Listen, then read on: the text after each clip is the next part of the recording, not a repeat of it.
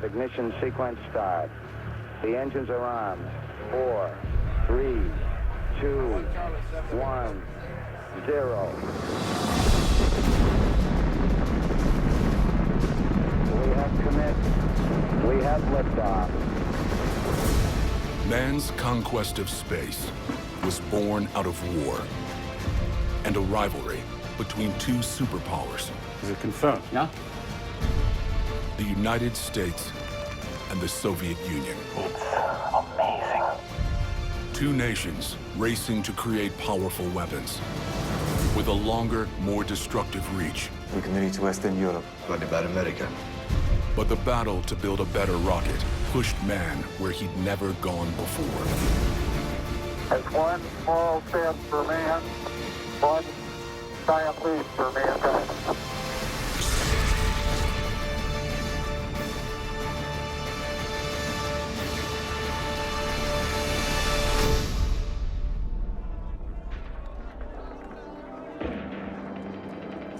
In the closing days of the Second World War,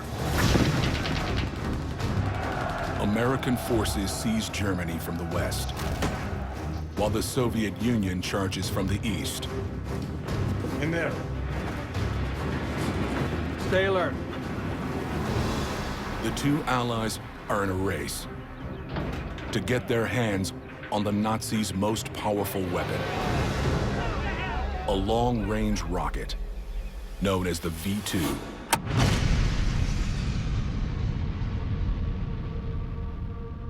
The V-2 rocket was invented as a Hitler terror weapon. It could fly about 200 miles in any direction. The V-2 was capable of going into space, the first thing ever created by humans that could actually get high enough to go into space. So technologically, a huge advance for what rockets could do. The only thing the Allies want more than the powerful V-2 is the genius who created it. German scientist Wernher von Braun. Even though he's the Nazis' top rocket designer, von Braun's real ambitions have never been about war, but about space. Von Braun's passion was making humans a spacefaring species. He firmly believed that humans should be leaving the planet and exploring other worlds. And he was convinced that we had the wherewithal to do that for the first time in history. By collaborating with the Nazis, von Braun has been able to finance his experiments with rocketry. Wernher von Braun was fanatically driven by this vision that he had of space travel. And this was a very expensive hobby. Really, only the military and governments could finance this dream of his. And so for him, he would have sold his soul to just about anybody. But his V-2 is not enough to save the Reich.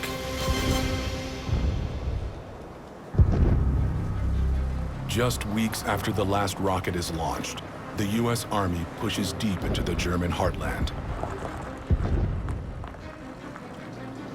Their search for the V-2 technology leads to a concentration camp called Mittelbau Dora.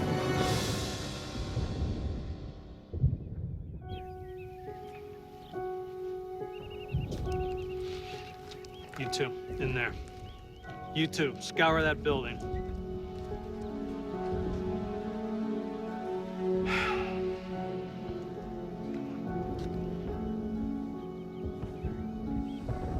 But as horrific a discovery as it is, the camp hides another secret. Colonel, we found something.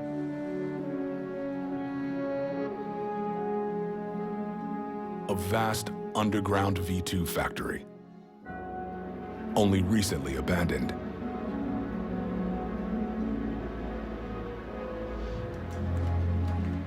From the depths of this living hell, the Americans have beat the Soviets to the punch. Open it up.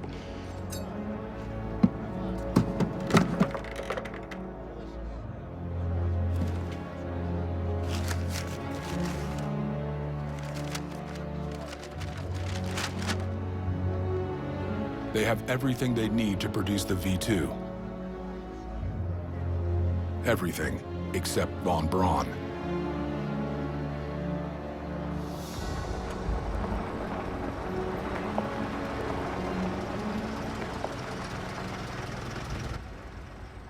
But the Americans are in for another surprise.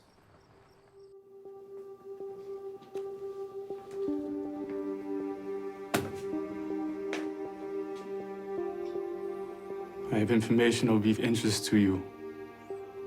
In exchange, I want assurances for me and my team.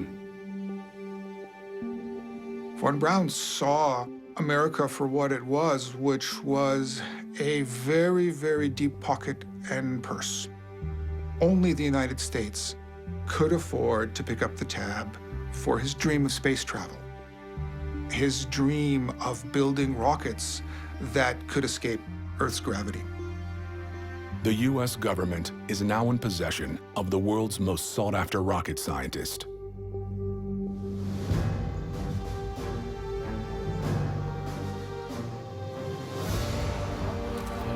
Leaving the Soviets to hunt for any scraps the Nazi rocket makers may have left behind.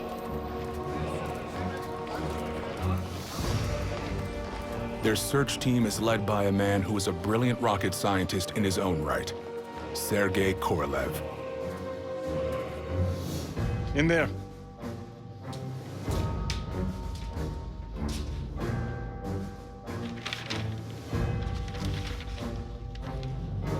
Anything? Like von Braun, Korolev was passionately committed to the idea of humans exploring space and going to other worlds. They were kindred spirits. Sergey.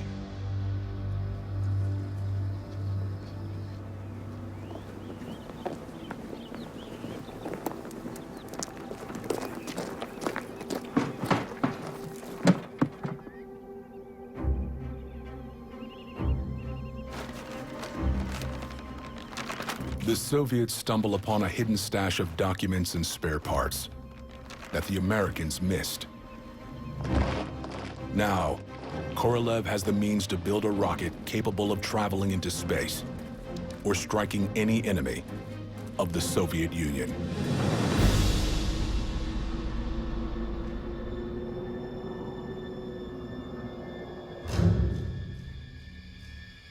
We can reach Western Europe. What about America? Yes. Warfare has been the mother of many an invention. And of course, the essence of that is rivalry. Rivalry between nations, rivalry between superpower blocs have been, let's face it, one of the engines of invention.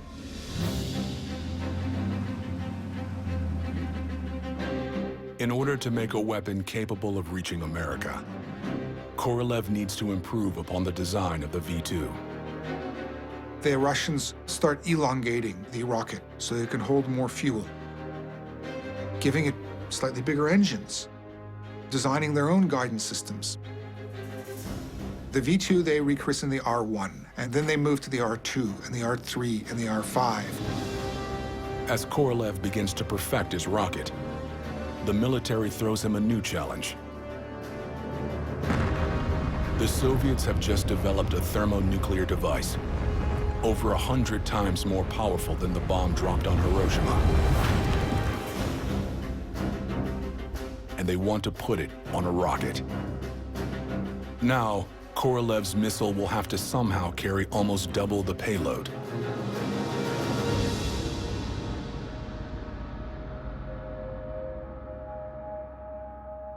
It's a problem that demands a daring innovation. Korolev's R-7 will be 5 rockets in one. Ringing the core will be 4 powerful booster rockets. They'll lift the core rocket past the hold of Earth's gravity. Then they will be jettisoned, freeing the core to fly to its target. It's a breakthrough design, a multi-stage rocket. But now, Korolev has to build it.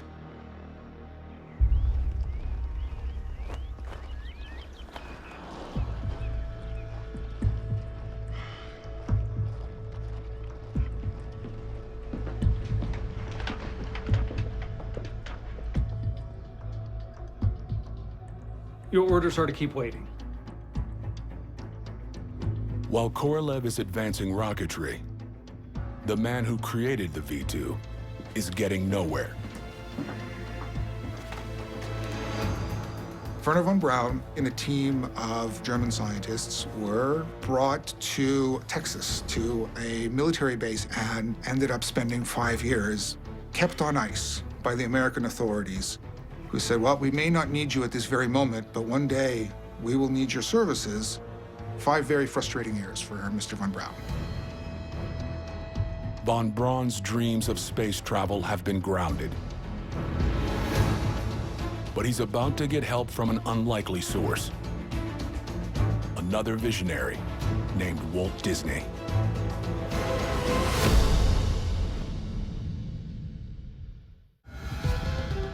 In the early days of the race for space, the Soviet Union has the upper hand.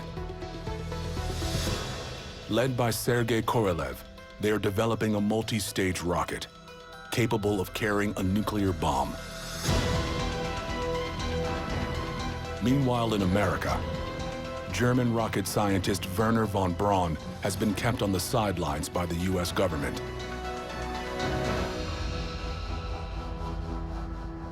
But he isn't willing to sit idly by any longer.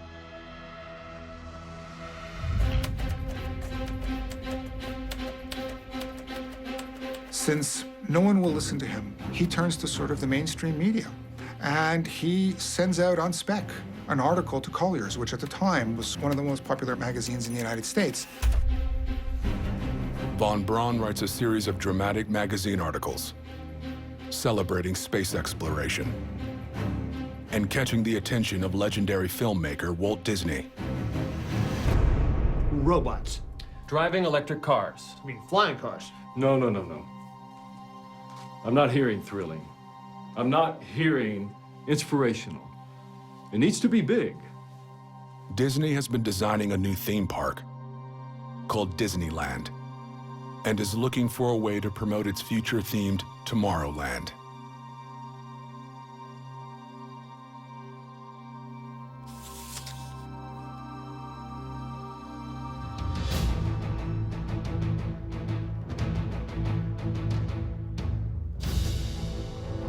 Disney is a showman. Disney sees in von Braun an effective sales tool to market this new theme park that he is building on the orange groves of California. Have you ever dreamed of visiting the moon? That dream is about to happen. Visionaries like the brilliant Dr. Werner von Braun. Over 42 million Americans tune into von Braun's appearance on Disney's primetime broadcast. This station will be a large rotating... And he hopes it's enough to push America closer to outer space. It will take 5 days to travel the 240,000 miles there. To get to the moon, we will need a spaceship like this one.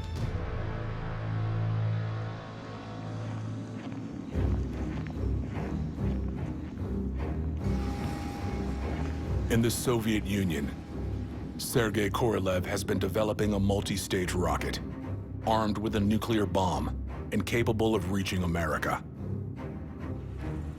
After years in development, Korolev's R-7 rocket is finally ready for its first launch.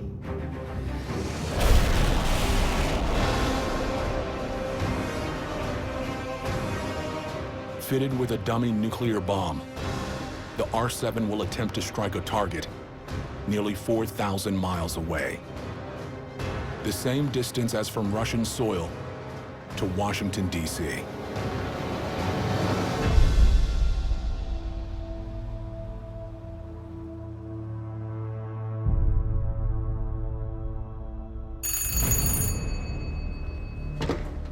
For Korolev, everything is riding on a successful hit. We made it. Korolev has just built the world's first intercontinental ballistic missile, giving the Soviets the ability to launch a nuclear attack on America. We drink, yeah? Come on!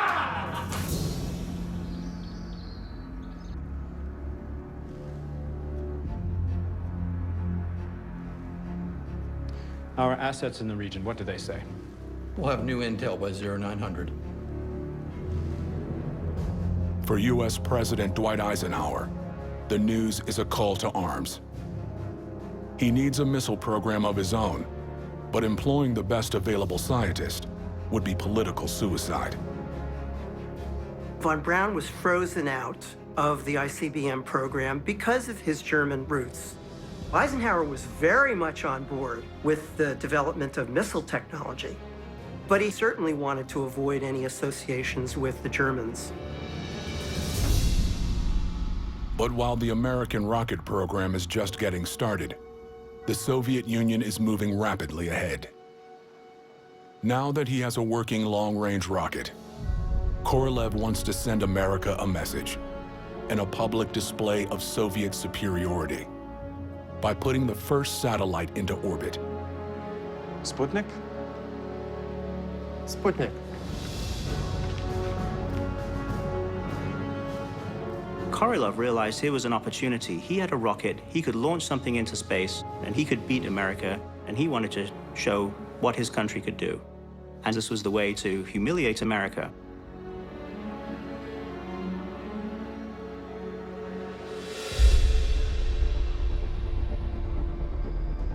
Sputnik weighs less than 200 pounds, contains only a radio transmitter, thermometers, and batteries, and takes just a month to construct.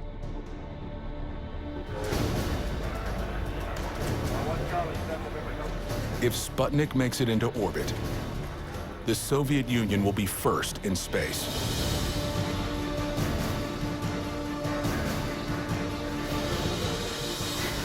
Ignition sequence started. 4, 3, 2, 1.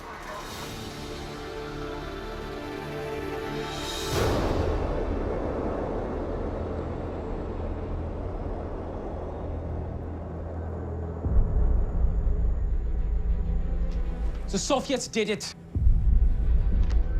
They're in orbit. Is it confirmed? Yeah.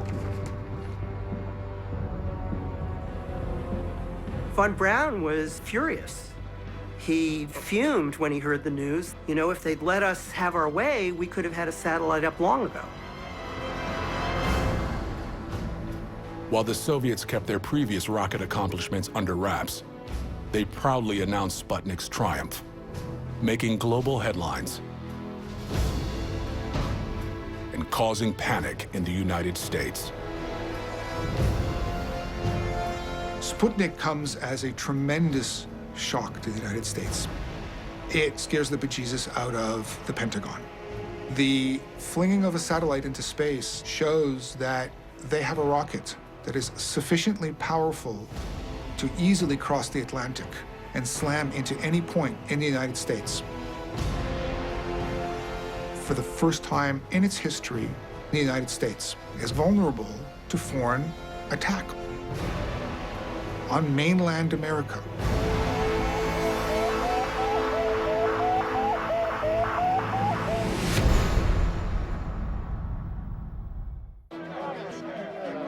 Soviet rocket scientist Sergei Korolev has launched the world's first satellite, while America's top rocket scientist, German Wernher von Braun, is forced to watch from the sidelines.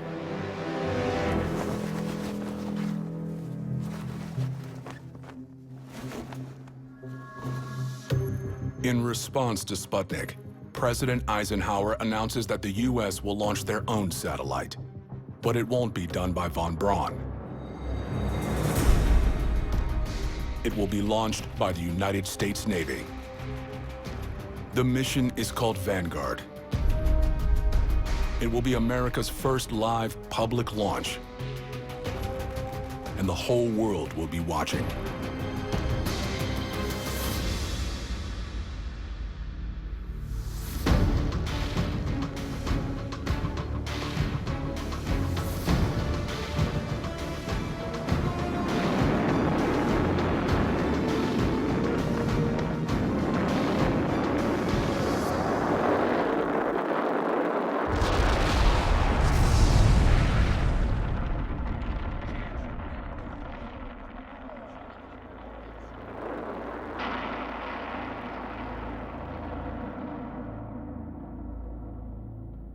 When Vanguard exploded, it was humiliating for America because so many people's hopes and dreams were catching up with the Soviet Union, never mind beating them, and it looked like America was even further behind with this humiliating pad explosion. It didn't even get off the launch pad.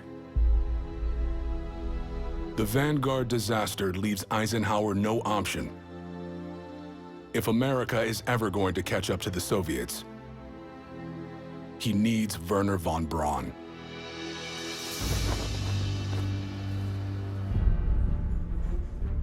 For von Braun, it's the opportunity he's been waiting a lifetime for. He and his team get to work on building a rocket equipped to put a satellite into orbit. It's called the Jupiter C. Von Braun is a one-man designing machine and can look at a rocket from head to toe and know what every single piece fits into the big picture. He can make adjustments on the fly, whereas many others have to go back to the drawing room. Wernher von Braun was brilliant. In just 5 weeks, von Braun's rocket is ready to put the first U.S. satellite in orbit. If he succeeds, he'll be the hero of the fledgling American space program. But if he fails, the United States will fall even further behind the Soviets.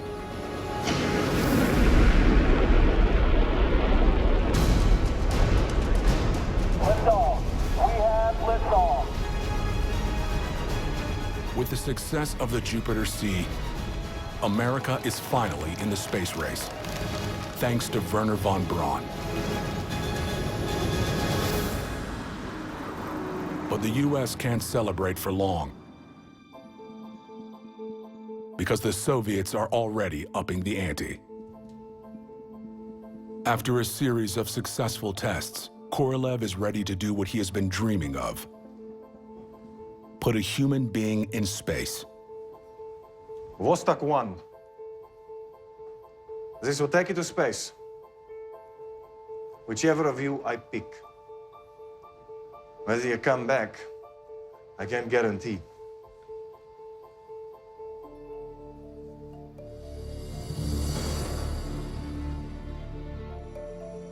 For the world's first cosmonaut, he picks their most promising young pilot, Yuri Gagarin.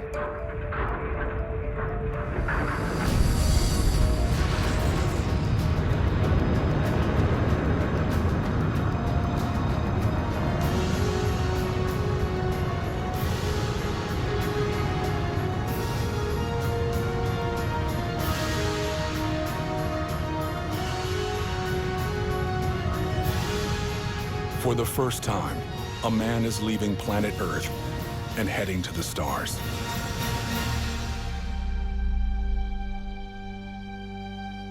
Amazing. What beauty. Such incredible colors.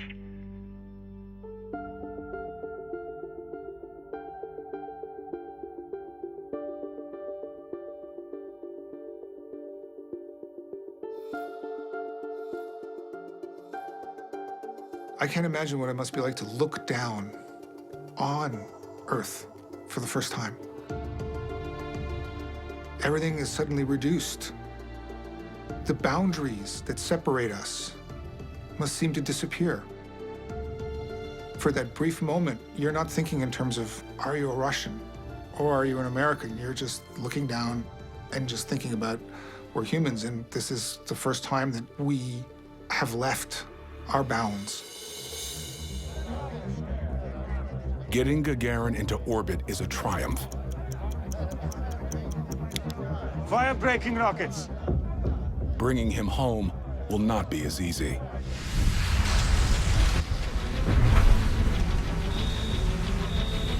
Negative re-entry separation. Repeat, negative separation.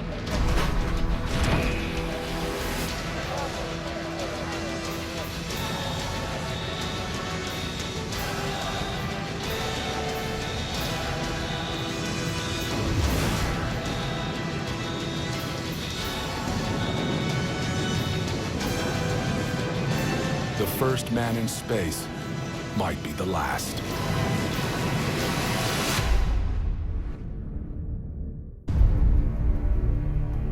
Earth's orbit has become the front line of the Cold War. Led by Sergei Korolev, the Soviets are winning the race. They've put the first man in space. But Yuri Gagarin's re-entry capsule fails to completely detach from its service module. If he can't break free, he'll surely be killed by the extreme heat when he re-enters Earth's atmosphere. But the cables tethering Gagarin's capsule burn away first.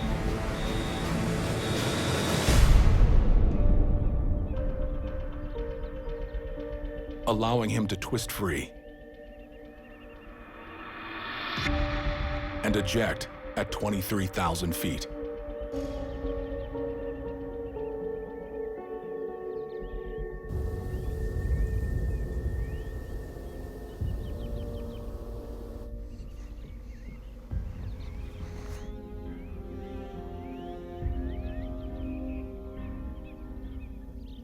He's 200 miles from his targeted landing site, but Gagarin has survived. In just 108 minutes, he's traveled over 25,000 miles. Gagarin is now a national hero. Less than 5 years after Sputnik, the Soviets have beat the United States to space once again. The new American president decides to raise the bar.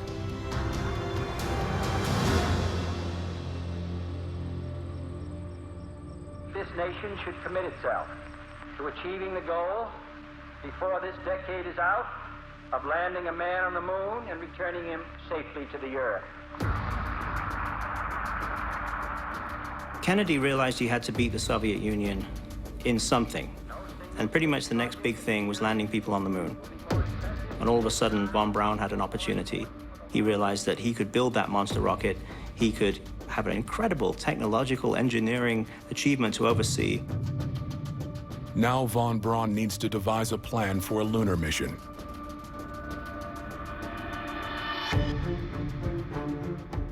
Landing on the moon was largely classical physics. It's like there's gravity, we're going to build rockets that can produce this much thrust. And von Braun had run the numbers. The moon was achievable. Von Braun fears a direct launch would be impossible. So he comes up with a way to build a lunar lander in space. More than a dozen rockets would rendezvous in Earth's orbit, forming a space station where a large lunar lander would then be constructed.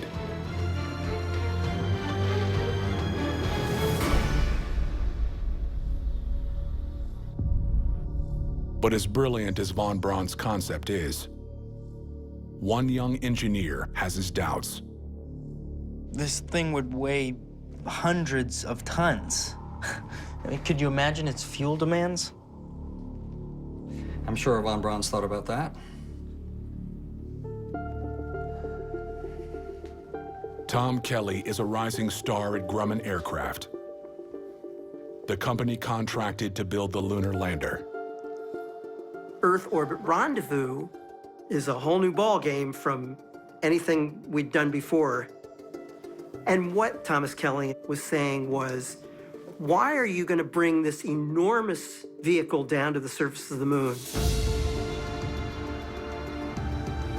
Kelly is determined to find a better way and develops an idea.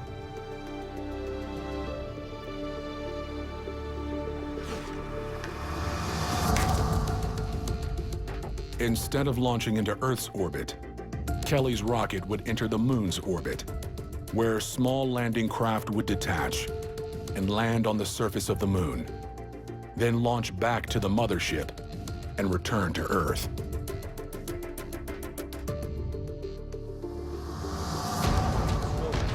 It's a plan fraught with risk. They would have to rendezvous in lunar orbit. You think rendezvous was scary to people in Earth orbit? Well, it was even scarier to think about doing it around the moon. Kelly is convinced his approach is better.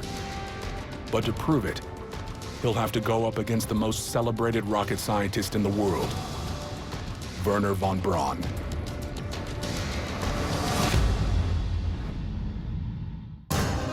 By the early 1960s, the Soviet Union has taken a commanding lead in the space race, launching the first satellite and the first man in orbit. Before this decade is out, President Kennedy has set an aggressive goal for America of landing a man on the moon by the end of the decade. But figuring out how to do it is turning into a battle. We'd argue it's not too late to discontinue. Rocket pioneer Wernher von Braun has staked his reputation on a plan to reach the moon from ships orbiting Earth. But young engineer Tom Kelly favors a lunar orbital approach. The stakes are enormous. Failure would be catastrophic. Gentlemen, lunar orbit rendezvous is not one way to get to the moon. It's the only way.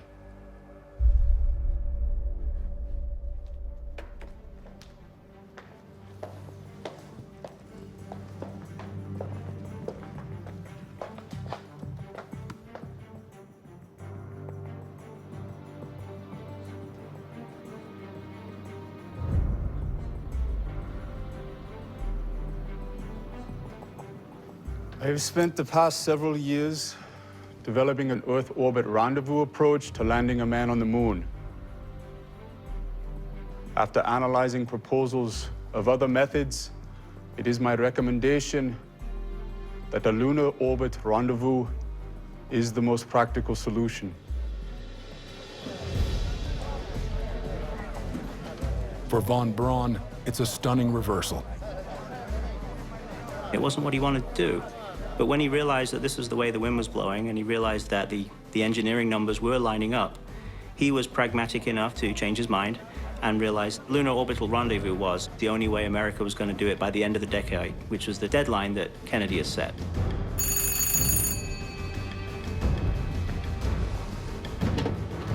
Hello? Yes. Yes. Yes, thank you very much. Thank you.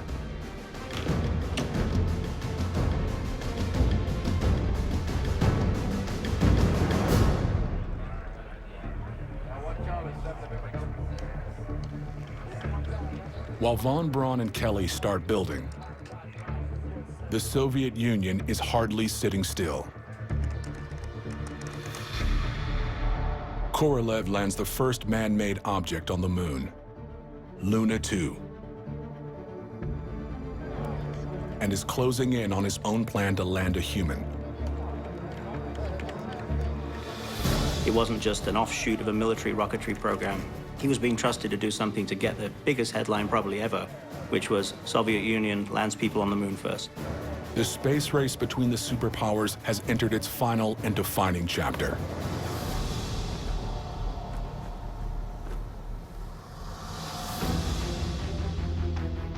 To get men to the moon, von Braun will have to build the largest, heaviest, and most powerful rocket the world has ever seen.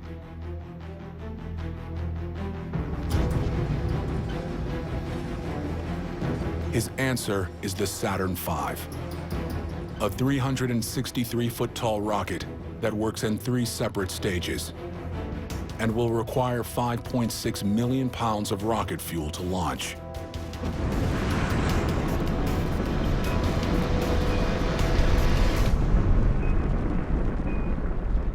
On November 9th, 1967, the first full trial of the 3-stage rocket is a success. But perfecting it will take more than a single test.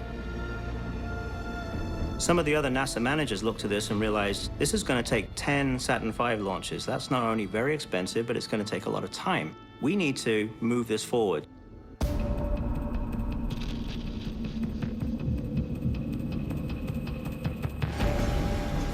With just over a year left until President Kennedy's deadline, NASA decides that in December of 1968, the third test of the Saturn V rocket won't be a test at all, but will become Apollo 8, the first manned mission to orbit the moon.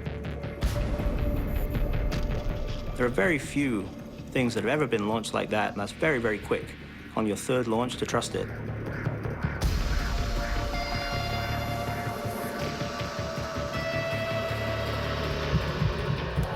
If Apollo 8 is a failure, America might not reach the moon by the end of the decade.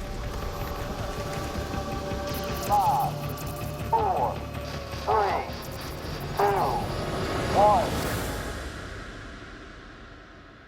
3, 2, 1.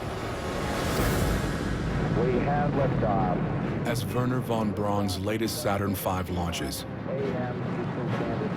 each stage deploys perfectly. You know, first stage was very smooth, and this one is smoother.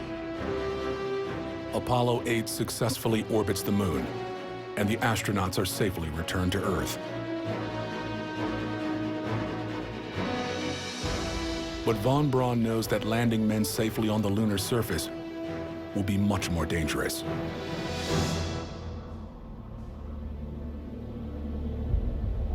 The Soviet space program is losing its lead, and now it's lost its leader.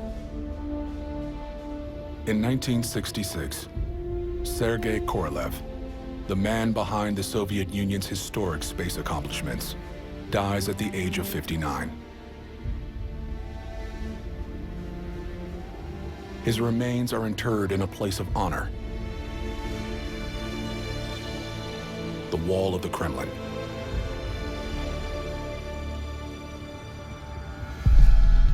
The Americans are only 5 months away from their first attempt at an unmanned landing on the moon. But the Soviets haven't given up the fight, despite the death of their leading rocket scientist. Vasily Mishin takes over the Soviets' Luna program. In February 1969, he launches the first test of the N-1. It's the Soviet equivalent of Wernher von Braun's latest rocket, the Saturn V.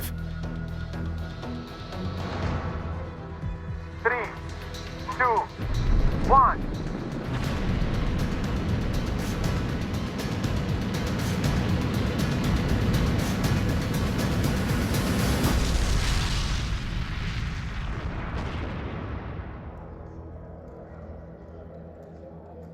Korolev was such an influential figure and such an incredible motivator that it doesn't seem coincidental that the program was incredibly successful until around the time he died, and then it never really recovered.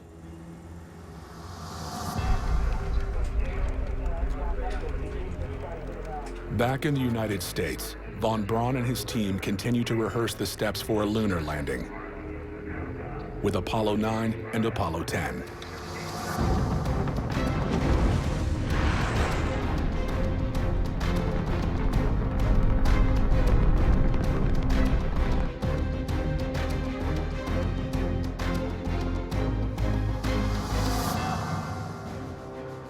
Then, on July 16, 1969, Apollo 11 blasts off and begins a new chapter in human history. Neil Armstrong, Buzz Aldrin, and Michael Collins traveled 3 days and 238,000 miles to the moon. The entire world watches live as Armstrong and Aldrin begin their final descent to the lunar surface.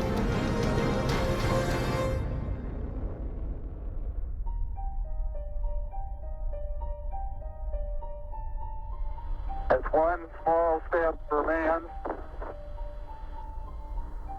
one giant leap for mankind. On July 20th, 1969, Neil Armstrong becomes the first man to walk on the moon. People could actually see something happening historically. You could actually watch Neil Armstrong make those first steps on the moon live on your television. And it's something that everybody alive at that time remembers exactly where they were and what they were doing.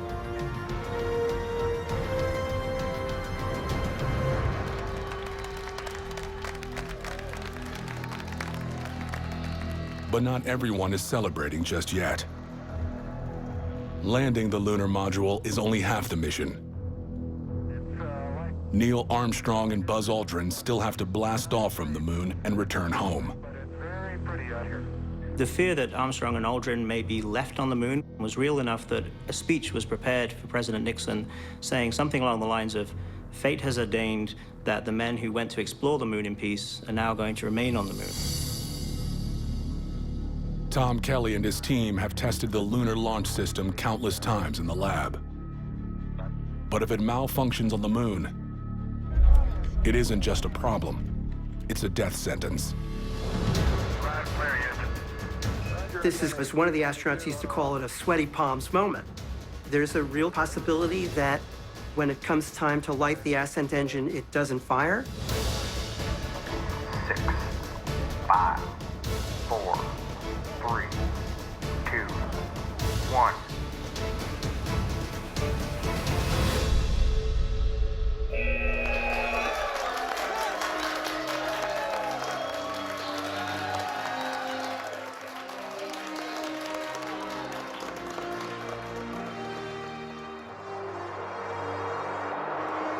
Beautiful. Very smooth. Very quiet ride. Armstrong and Aldrin successfully leave the moon and reunite with Collins in lunar orbit. Apollo 11 is the first of 6 successful lunar landing missions over the next 3.5 years. In all, 12 Americans will walk on the moon, and the United States can claim the greatest prize in the race to conquer space.